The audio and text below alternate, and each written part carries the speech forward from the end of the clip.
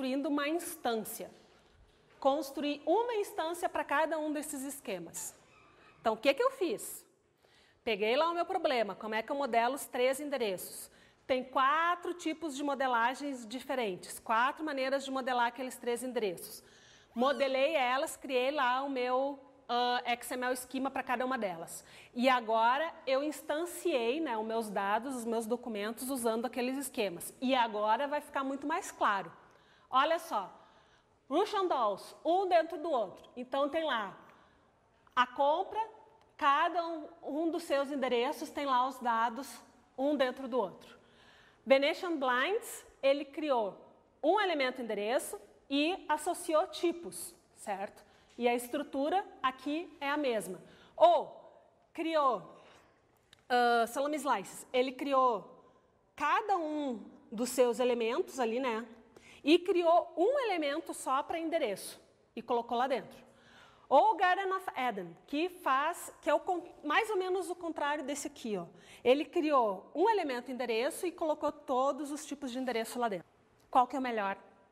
Depende. Ó, alguém aprendeu alguma coisa ontem. Qual é a resposta? Depende. Depende do quê?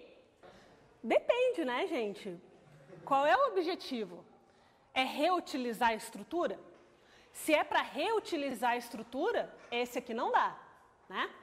Esse aqui está reutilizando bem, ó. Qual é o objetivo? Diminuir o tempo de acesso. Diminuir o espaço. Qual é o objetivo? Então, depende do que vocês querem, certo? As 4 formas estão corretas, as 4 formas funcionam, tá? Diferente do relacional. Quantas maneiras existem de mapear um relacionamento N para N no relacional? Uma só. Só tem uma maneira. É implementando uma tabela separada. Lembram disso? E lembram que um N tem várias maneiras? Então é mais ou menos aqui. Tem várias maneiras de fazer, todas elas funcionam, todas elas são corretas. Tá? Aí é que vê, como é que escolhe? Essa modelagem aqui é um pouquinho mais complexa do que a modelagem relacional.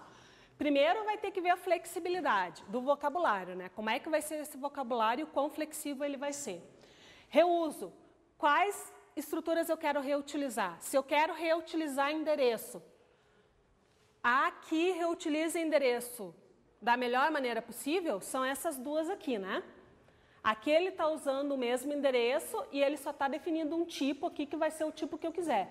E aqui ele definiu o elemento endereço e reusou em várias partes do documento. Essa aqui não é boa e essa aqui também não é boa para reuso. Tá? Então, depende. Especializações. Quais estruturas alguém pode querer modificar? Qual o impacto para essas modificações? Tem que pensar. O endereço. Pode ser que eu mude o endereço? Pode, né? Lembram lá, muito tempo atrás, o CEP eram só 5 dígitos. Lembram dessa época? Ninguém lembra dessa época? Que horror! Então, uma vez, há muito tempo atrás, quando eu era bebê, o CEP tinha 5 dígitos. Depois, foram lá e adicionaram mais 3. E o CEP são 8 dígitos, certo? Então, para essa mudança, se eu estiver utilizando esse aqui, é fácil, né? Eu só vou mudar o elemento endereço e vou mudar lá o CEP que está dentro de endereço. Esse aqui também, muda o endereço e vai mudar de todo mundo. Esse aqui não e esse aqui não. Então, tem que ver como é que essas mudanças aí, muda muito ou não muda nunca? Como que tá? Então, são decisões que, adivinha quem é que vai decidir? Vocês. Cada um decide. Certo? Então, tá bom. Então, o que a gente viu? A gente viu essa parte da modelagem, tá? Que é completamente diferente do modelo relacional. O modelo relacional tem uma maneira de fazer, geralmente, né? Uma ou duas, no máximo 2. Então, aqui é diferente. Então, eu mostrei para vocês ali o exemplo da livraria, né? De aplicações reais, que cada uma modela o seu livro de uma maneira diferente. Mostrei para vocês que a gente pode acompanhar as 3 fases da modelagem relacional com alterações, né, com adaptações para o XML. Mostrei para vocês também esses 4 padrões, né, que são 4 padrões que são aí os mais utilizados. Existem outros que misturam tudo, mas são os 4 mais utilizados. Agora, olha só, o que a gente vai ver agora? A gente vai formalizar tudo aquilo que a gente viu ontem. Vou mostrar para vocês direitinho como é que se cria o documento XML, tá? Com todos os detalhes sórdidos, com todas as regrinhas e as estruturas. Depois, a gente vai ver a DTD, como é que a gente define um esquema para o documento XML, tá? Usando essa linguagem, tá? E aí depois a gente vai ver a parte de consulta, mas primeiro vamos ver a parte de modelagem dos dados. Então, vamos lá. Isso aqui vocês já sabem. Como que é um elemento XML? Tem uma tag de início, tem uma tag de fim e tem o conteúdo, né? Todo mundo sabe disso, tá? Então, tudo que tiver aqui dentro é o conteúdo daquele elemento. Então, tá bom. Isso a gente já sabe. A gente já sabe também que esse início e fim de elemento está espalhado no meu documento, tá? Então, por exemplo, eu tenho aqui o meu elemento pergunta, vai viajar para cidade Porto Alegre, segunda. Então, aqui tem uma pergunta e aqui está o conteúdo dessa pergunta. O conteúdo pode ser texto, pode ser outros elementos ou atributos, mas enfim. Então, olha só, aqui Porto Alegre é uma cidade, assim a tag usada para demarcar a informação recebe o nome de cidade. Então, eu tenho tags e texto um dentro do outro. Faz sentido? Isso a gente já sabia de ontem. Agora, qual que pode ser esse conteúdo? Um elemento pode ser composto de outros, um elemento pode conter texto, um elemento pode conter texto e outros elementos, e um elemento pode ser vazio. São as opções de conteúdo. O que vai dentro das tags? É isso aí. Então, ó, from, lá do meu e-mail, vai ter um nome, que é um outro elemento, e o endereço de e-mail, que é outro elemento. Texto, tá ali, né? Simples. Misto, mistura as duas coisas, e aqui é um elemento vazio. Ele começa e termina com uma tag só. É um elemento vazio. Fácil? Fácil, né? O bom de XML é que é fácil pra caramba. Aprender essa parte é super fácil. Então, tudo lembrando que tem uma estrutura de hierarquia, um elemento dentro do outro. Então, eu tenho o meu elemento livro, que tem o meu elemento capítulo, e o capítulo tem seções. Então, eu tenho o meu livro, que é um nodo na minha árvore, com vários capítulos, cada capítulo tem várias seções. Fácil? Isso aí a gente já tinha visto ontem, mas é uma outra maneira. Agora, regrinhas que são importantes e que diferenciam HTML de XML. Isso aqui, P, é um parágrafo válido em HTML. Não é válido em XML. XML tem que ter a tag de início e a tag de fim. A tag de fim para o HTML é opcional. Para XML, ela é obrigatória. Além disso, XML é case sensitive. Se o meu mensagem é com M maiúsculo, isso aqui está errado. Não pode ser M minúsculo. Isso aqui está correto, isso aqui está correto. Tá? Então, ela é case sensitive. Tem que prestar atenção aí nos maiúsculos e minúsculos, senão não funciona. O que mais? Estruturação. Isso aqui é permitido em HTML, mas não em XML. Ele começou o tag de negrito, começou de itálico, terminou de negrito, terminou de itálico. O HTML até a versão 4 aceita. XML não aceita. Tem que ser que nem parênteses. Lembra lá? Parênteses, colchete, chaves. Lembra disso? Das regrinhas de formação? É a mesma coisa para o XML. Começou negrito, termina negrito. Começou itálico, tem que terminar o itálico antes de terminar o negrito. Faz sentido? É meio lógico, né? Mas é aquelas confusões entre HTML e XML, coisas que o HTML permite que o XML não permite. Todo documento XML tem uma raiz. Lembrem, é uma árvore, é um grafo, é uma árvore. Tem uma raiz, não pode ter duas raízes. Agora, o meu livro tem uma raiz com vários elementos dentro. Não tem problema. Além disso, tem atributos. A gente vai discutir daqui a pouco a diferença de atributos e elementos. Aguardem aí. Então, eu tenho meu elemento mensagem e eu tenho meus atributos. Atributo é sempre entre aspas. Sempre, sem exceção. Ah, professora, mas e o tipo? Não interessa o tipo, tá? Não interessa. É sempre entre aspas, tá? Então, agora, vimos os elementos e vimos os atributos. Então, ó, Posso definir essa estrutura, esse meu vocabulário, usando o esquema, XML Schema, ou DTD, que é Document Type Definition. Tá? Então, vamos ver como é que a gente faz. Agora é que vem aquele slide está fora de lugar, eu acho, porque ele tinha que aparecer depois. Mas, enfim. Agora vem qual é a diferença de elemento para atributo. Um elemento pode conter quantos atributos quiser, sendo que cada atributo é um par, nome e valor, separado por igual. Nome igual a valor. E esse valor é sempre entre aspas. Tá? Além disso, os valores dos atributos são cadeias de caracteres e devem ser limitados por aspas. Um atributo possui um tipo quando é utilizado uma DTD. Pode-se associar um valor default a um atributo, o que não se pode fazer com um elemento. Isso é feito através de uma DTD.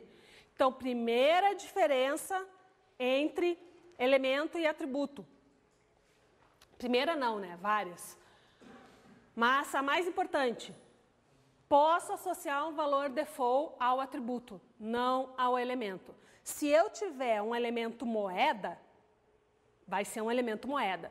Se ele for um atributo moeda, não. Pode ser só um elemento moeda. Se eu quiser definir um tipo default para essa moeda, eu posso colocar lá um atributo tipo, e o tipo default vai ser reais.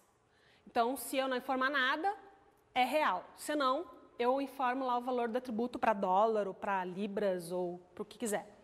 Tá? Os valores dos atributos podem conter espaço, pode começar com caractere numérico, pode conter qualquer caractere de pontuação. É um texto, tá? Então, ó, posso ter lá. Esses tracinhos aqui é só para facilitar a visualização de vocês, tá? Mas eles não vão lá dentro do documento, obviamente. Então, lá, tem o meu livro, começou o livro, terminou o livro. Tem o meu ISBN, sequência de caracteres, com ponto, com traço, com número. Capítulo, tem o número do meu capítulo. Ó, capítulo, tem o número do meu capítulo. Fácil? Então, o atributo é uma informação extra daquele elemento. Não tem regra. Para decidir se vai virar elemento ou vai virar atributo, não tem regra. Porém, atributos não são extensíveis, isso vem do esquema, né? O atributo vai ser só aquele elemento. Vocês não podem definir atributos de atributos. Não é extensível. Elemento, a gente pode definir elemento de elementos, né? Que nem data vai ser composto de um elemento mês, um elemento ano. Né? Não permite múltiplos valores, então ele aparece uma única vez. E ISBN é único. Tá? Não é que nem autor de livro que vai aparecer lá várias vezes. Não descreve estrutura, ele não tem estrutura. Aquela estrutura de arvorezinha não funciona para ele, porque ele não é composto de outras coisas. Recomendação, em geral, define elemento, tá? E usa atributo para informação secundária. Por exemplo, para metadados. Preço é a informação que é importante. A informação que é importante é preço. Agora, se ele está em dólar, em reais, isso é secundário. Então, eu posso colocar como um atributo. Fácil? Não tem regra. O máximo do XML é que não tem regra. Não tem regra para criar o esquema, não tem regra. Não tem regra. É livre. É livre, leve e solto. Que nem o Linux. Livre. Fraquinha essa? Tá, não repita essa então. Tem que me lembrar que essa é fraca. Então, olha só. Elemento versus atributos. Vamos lá. Ele definiu um elemento livro e botou todos os dados como atributos. Na minha representação, ele fez assim, ó, quando é elemento é a bolinha, quando é atributo é o quadradinho. Ou, elemento, livro, definiu os dados lá, misturando elementos e atributos. Qual que é a melhor opção? Qual que é a melhor opção? Todos juntos. Depende. Tudo depende, professora. Do clima? Não, não é do clima. Depende do que vocês querem. Tá? Lattes. Todo mundo sabe o que é o Lattes. Quem é que tem currículo Lattes? Lição de casa. Entrar lá no sistema e pedir para exportar para XML. Já fizeram isso? O Lattes lá tem uma das funções exportar para. Dá para exportar para RTF e dá para exportar para XML. O XML do Lattes é o XML mais bagunçado que existe no mundo, que eu já vi na face da Terra. Ele é todo assim. todo assim. Vocês não têm noção. Vocês têm que ver para acreditar. E é bom que está sendo gravado, né? O pessoal que fez isso não sabia XML, tá? O pessoal que fez o Lattes, aposto para vocês, aposto, sabia muito bem relacional. O que ele fez? Criou um elemento com vários atributos. Entendeu a jogada? Não sabia nada, ele não fez esse meu curso. Se tivesse feito esse meu curso, ele não teria feito o que fez.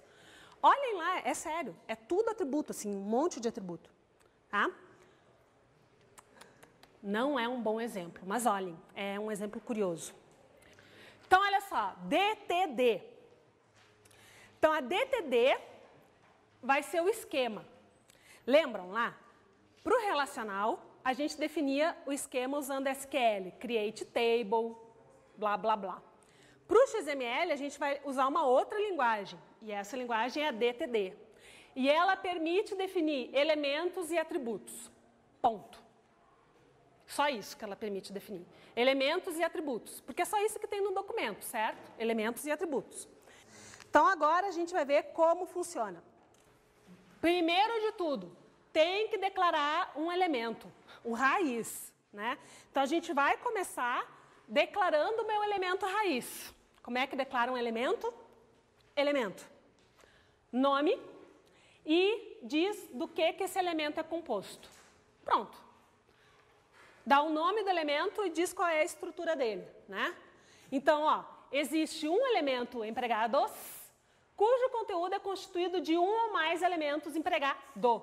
Como é que eu sei que é um ou mais? Porque tem o mais aqui. Mais é de um ou mais. Então, esse empregados vai ter pelo menos um elemento filho chamado empregado. Certo? Então, lá no meu documento vai ficar a minha raiz empregados e contém vários elementos empregado. Fácil? Fácil, né? Ai, é muito fácil, gente. Eu acho muito fácil. Aquele mais lá que eu mostrei para vocês tem algumas opções. Tá? Pode ser mais, de um ou mais, pode ser asterisco de 0 ou mais e pode ser interrogação de 0 ou 1. Essas são as minhas opções. Um elemento é composto de um ou mais elementos, é composto de 0 ou mais elementos, é composto de 0 ou 1 elemento. Se não tiver nenhum deles, é obrigatório e aparece uma vez só. Então, vamos voltar ali.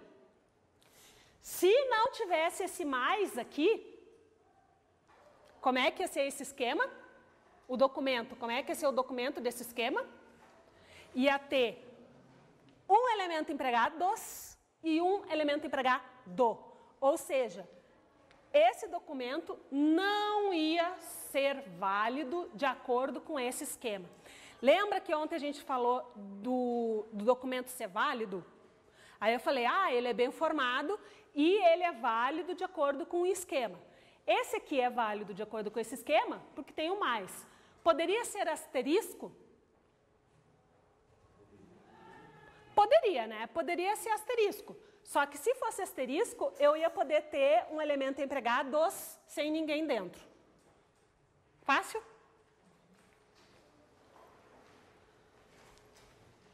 Outros exemplos. Então, olha só. O empregado, então, vamos por partes. Definir a minha raiz. E vocês podem ver que é essa sequência que está o esquema.